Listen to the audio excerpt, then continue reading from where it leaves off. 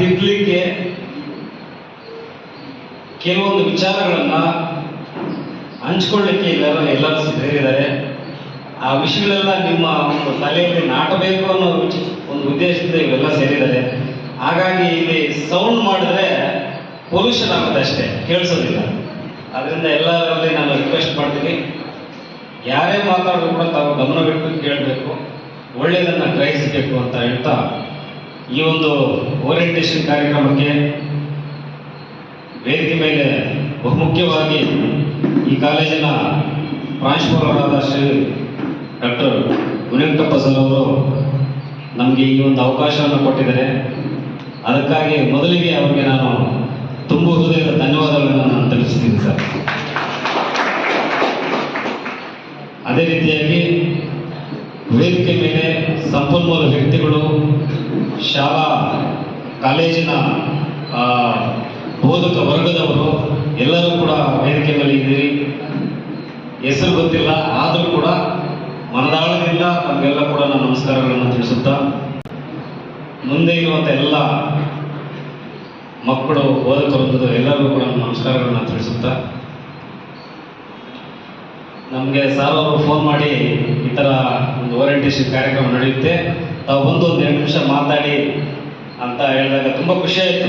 ಯಾಕಂತಂದರೆ ನಮ್ಮದು ಒಂದು ಪ್ರಗತಿ ಚಾರಿಟೇಬಲ್ ಟ್ರಸ್ಟ್ ಅಂತ ಇಟ್ಕೊಂಡು ಎಸ್ಪೆಷಲಿ ಎಜುಕೇಷನ್ಗೆ ನಾವು ಕೆಲಸ ಮಾಡ್ತಾ ಇದ್ದೀವಿ. ಈ ಕಾಲೇಜಲ್ಲಿ ಕೂಡ ಸಣ್ಣ ಪುಟ್ಟ ಸೇವಾ ಕಾರ್ಯಕ್ರಮಗಳನ್ನು ಕೂಡ ನಾವು ಮಾಡಿದ್ದೀವಿ.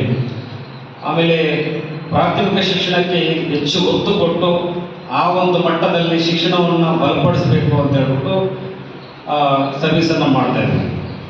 ಶಿಕ್ಷಣವನ್ನು ಯಾಕೆ ಬಲಪಡಿಸಬೇಕು ಅಂತಂದರೆ ಅದಕ್ಕೆ ನಾನು ಈ ರೀತಿ ಡಿಫೈನ್ ಮಾಡಬಲ್ಲೆ. ಪ್ರತಿಯೊಬ್ಬರಿಗೂ ಕೂಡ ಈಗ ಮನೆಗೆ ಹೇಳಿರೋದನ್ನು ನಾನು ಮತ್ತೆ ನಿಮಗೆ ಕಾಪಿ ಮಾಡಿ ಹೇಳ್ತಾ ಇದ್ದೀನಿ. ಆ 24 ಗಂಟೆಗಳಲ್ಲಿ ಏನೋ ಒಂದು 8 ಅವರ್ಸ್ ಸ್ಲೀಪ್ ಟೈಮ್ ಏನಿರುತ್ತೆ ಅದು ಪ್ರತಿಯೊಬ್ಬ ಕಾಮನ್ ಎಲ್ಲ ವ್ಯಕ್ತಿಗಳು ಕೂಡ ಅದಂತ ರಿಲ್ಯಾಕ್ಸ್ ಆಗುವಂಥ ಒಂದು ಸಮಯ, ಅದು ಮೈನಸ್ ಮಾಡಬೇಕಾಗಿರುವಂಥ ಒಂದು ಸಮಯ.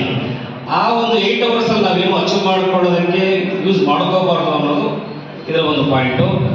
ಆ 8 ಅವರ್ಸನ್ನು ನಾವು ತೆಗೆದಾಗ ಇನ್ನು ಇರೋದು ಕೇವಲ 16 ಅವರು.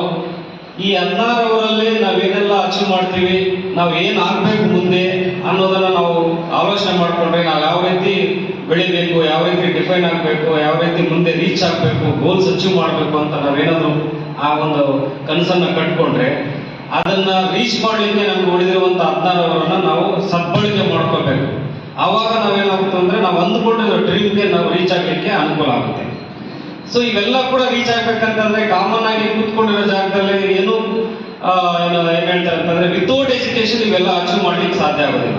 ಸೊ ಹಾಗಾಗಿ ನಾವೇನ್ ಮಾಡ್ತಾ ಇರ್ತಂದ್ರೆ ಎಜುಕೇಶನ್ ತುಂಬಾ ಮೇನ್ ರೋಲ್, ಒಬ್ಬ ವ್ಯಕ್ತಿಯ ಒಂದು ಜೀವನದಲ್ಲಿ ಮೇನ್ ರೋಲ್ ಏನಪ್ಪಾ ಅಂತಂದ್ರೆ ಎಜುಕೇಶನ್.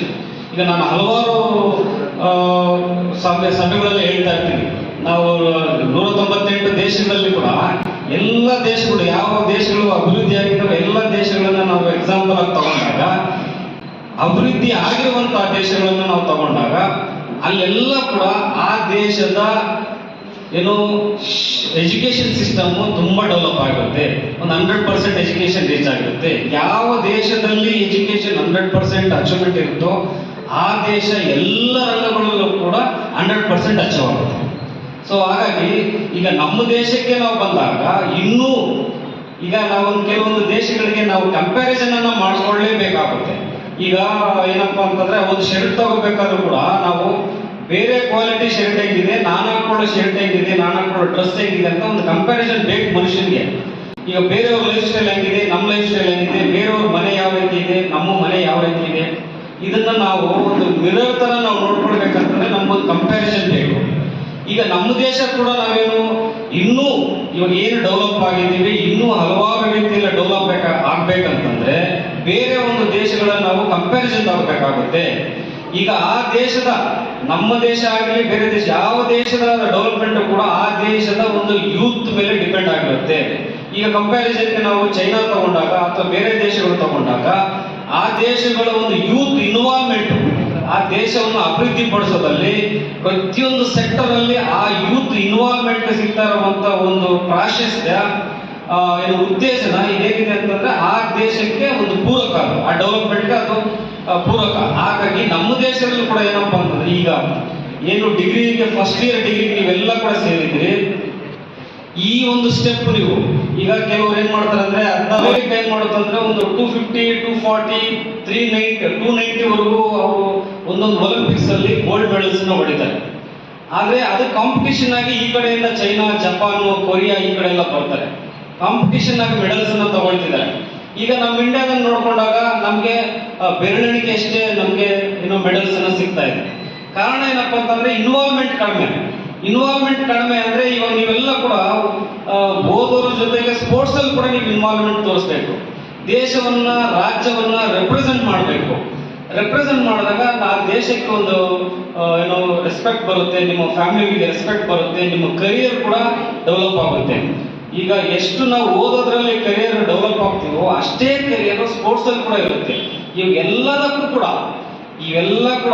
ನಿಮ್ಗೆ ಸಿಗುವಂತ ಅವಕಾಶ ಏನಿದೆ ಇವೆಲ್ಲ ಕೂಡ ಬೆಳ್ಕೊಳ್ಳೋದಕ್ಕೆ ನಿಮ್ಗೆ ಎಲ್ಲ ಅವಕಾಶ ಸಿಗುತ್ತಂದ್ರೆ ಈ ಸ್ಥಾನದಲ್ಲಿ ನಿಮ್ಗೆ ಅವಕಾಶ ಸಿಗುತ್ತೆ. ಆದ್ರಿಂದ ಬಂಧುಗಳೇ, ವಿದ್ಯಾರ್ಥಿಗಳೇ, ನಾನು ನಿಮ್ಮಲ್ಲಿ ರಿಕ್ವೆಸ್ಟ್ ಮಾಡೋದಿಲ್ಲ ಅಂತಂದ್ರೆ ಈ ಒಂದು ಸಮಯವನ್ನ ದಯವಿಟ್ಟು ನೀವು ಹಾಳು ಮಾಡಕ್ ಹೋಗ್ಬೇಡಿ. ಹಾಳು ಮಾಡಿದ್ರೆ ಎಫೆಕ್ಟಿವ್ ಆಗಿ ಯಾರು ಯುಟಿಲೈಸ್ ಮಾಡ್ಕೊಳ್ತಾರೋ ಡೆಫಿನೆಟ್ ಆಗಿ ಅವರು ಸಕ್ಸಸ್ಫುಲ್ ಪರ್ಸನ್ ಆಗೇ ಆಗ್ತಾರೆ. ನಿಮ್ಮನ್ನೆಲ್ಲ ಸಕ್ಸಸ್ ಮಾಡ್ಲಿಕ್ಕೆ ಎಷ್ಟೆಲ್ಲ ವರ್ಗದವರು, ನಮ್ಮ ಬೋಧಕ ವರ್ಗದವರು ಎಫರ್ಟ್ ಆಗ್ತಿದ್ದಾರೆ, ಪ್ರತಿಯೊಂದು ಸಬ್ಜೆಕ್ಟ್ ಅಲ್ಲೇ ನಿಪುಣರಿದ್ದಾರೆ ಅವರು.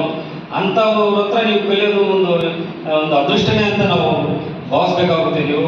ಹಾಗಾಗಿ ನಿಮ್ದು ಏನಿದೆ ಎಲ್ಲ ಕೂಡ ಒಂದು ಕಾನ್ಸಂಟ್ರೇಷನ್ ಮಾಡಿ, ಅಚೀವ್ಮೆಂಟ್ ಮಾಡಿ, ಪ್ರತಿಯೊಬ್ಬರು ರಾಜಕೀಯ ರಂಗದಲ್ಲಿ, ಅರ್ಥಶಾಸ್ತ್ರ ರಂಗದಲ್ಲಿ, ಪ್ರತಿಯೊಂದು ಒಂದು ಸೈನ್ಸ್ ಆಗಿರ್ಬೋದು, ಪ್ರತಿಯೊಂದು ರಂಗದಲ್ಲೂ ಕೂಡ ನೀವು ಬೆಳ್ಕೋಬೇಕು, ಉನ್ನತ ಶಿಖರಕ್ಕೆ ರೀಚ್ ಆಗಬೇಕು ಅಂತ ಬಯಸ್ತಾ, ಅದೇ ರೀತಿಯಾಗಿ ಯಾವುದೋ ಒಂದು ಕೋಟ್ ಕೂಡ ನಾನು ಓದ್ತಾ ಇದ್ದೆ. ಏನಪ್ಪಾ ಅಂತಂದ್ರೆ ನಿಮಗೆ ಕೆಲವರಿಗೆ ಗೊತ್ತೇ ಇರುತ್ತೆ, ಇಲಾನ್ ಮಸ್ಕ್ ಅಂತ ಹೇಳ್ಬಿಟ್ಟು ಎಲ್ಲ ಹುಡುಗರೆಲ್ಲ ಗೊತ್ತಿರುತ್ತೆ. ಸೊ ಅವರು ಒಂದು ಕೋಟ್ ಹೇಳ್ತಾರೆ, ಏನಪ್ಪಾ ಅಂತಂದ್ರೆ ಧರ್ಮದ ಬಗ್ಗೆ ಕಾನ್ಸಂಟ್ರೇಷನ್ ಜಾಸ್ತಿ ಇದ್ದಾಗ ಅಲ್ಲಿ ಎಜುಕೇಶನ್ ಡೌನ್ ಆಗುತ್ತೆ, ಆಮೇಲೆ ಬರ್ತ್ ರೇಟ್ ಜಾಸ್ತಿ ಆಗುತ್ತೆ, ಇನ್ಕಮ್ ಡೌನ್ ಆಗುತ್ತೆ ಅಂತ. ಸೊ ನಾವೆಲ್ಲ ಕೂಡ ಏನ್ ಫಾಲೋ ಅಪ್ ಮಾಡ್ಬೇಕಂತಂದ್ರೆ ಪ್ರತಿಯೊಬ್ಬರಿಗೂ ಧರ್ಮ ಬೇಕು, ಧರ್ಮ ಇಟ್ಕೊಳ್ಳೋಣ. ಆದ್ರೆ ಧರ್ಮಕ್ಕೂ ಮೀರಿ ಏನ್ ಬೇಕಪ್ಪ ಅಂತಂದ್ರೆ ಧರ್ಮಕ್ಕೂ ಮೀರಿ ಎಜುಕೇಶನ್ ಬೇಕು, ಧರ್ಮಕ್ಕೂ ಮೀರಿ ಇನ್ಕಮ್ ಬೇಕು, ಧರ್ಮಕ್ಕೂ ಮೀರಿ ದೇಶದ ಅಭಿವೃದ್ಧಿ ಬೇಕು, ದೇಶ ಪ್ರೇಮ ಬೇಕು. ಸೊ ಹಾಗಾಗಿ ಪ್ರತಿಯೊಂದನ್ನು ಕೂಡ ಬ್ಯಾಲೆನ್ಸ್ ಮಾಡುವಂತ ಶಕ್ತಿ, ಬ್ಯಾಲೆನ್ಸ್ ಮಾಡುವಂತ ನೈಪುಣ್ಯ ಕಲಿಯುವಂತ ಜಾಗ ಇದೆ. ಸೊ ಹಾಗಾಗಿ ನೀವೆಲ್ಲರೂ ಕೂಡ ಆ ಒಂದು ಬ್ಯಾಲೆನ್ಸ್ ಅನ್ನ ಕಲಿತೀರಾ, ಆ ಬ್ಯಾಲೆನ್ಸ್ಡ್ ಮೈಂಡ್ ಸೆಟ್ ಅನ್ನ ಬೆಳೆಸ್ಕೊಂಡು ದೇಶಕ್ಕೆ ಉನ್ನತವಾದಂತ ಒಂದು ಹೆಸರು ತಗೋ ಬರ್ತೀರಾ, ಪ್ರತಿಯೊಂದು ವಿಷಯದಲ್ಲೂ ಕೂಡ ನೀವು ಬೆಳೀತೀರಾ ಅಂತ ಭಾವಿಸಿ, ನನಗೆ ನಮ್ಮ ಮುನಿಯಪ್ಪ ಸರ್ ಅವರು ಈ ಒಂದು ದೊಡ್ಡ ಅವಕಾಶ ಅಂತ ನಾನು ಭಾವಿಸ್ತೀನಿ. ಈ ಒಂದು ಕಿರುನುಡಿಗಳನ್ನ ಮಾತಾಡಲಿಕ್ಕೆ ಅವಕಾಶ ಕೊಟ್ಟಿರ್ತಾರೆ, ಅವರಿಗೆ ನಾನು ಅನಂತ ಧನ್ಯವಾದಗಳನ್ನು ತಿಳಿಸಿ ನನ್ನ ಎರಡು ಮಾತನ್ನು ಮುಗಿಸಿ ನಾನು ನಮಸ್ಕಾರಗಳನ್ನು ತಿಳಿಸ್ತಾ ಇದ್ದೀನಿ. ಎಲ್ಲರಿಗೂ ಒಳ್ಳೆಯದಾಗಲಿ. Thank you so much.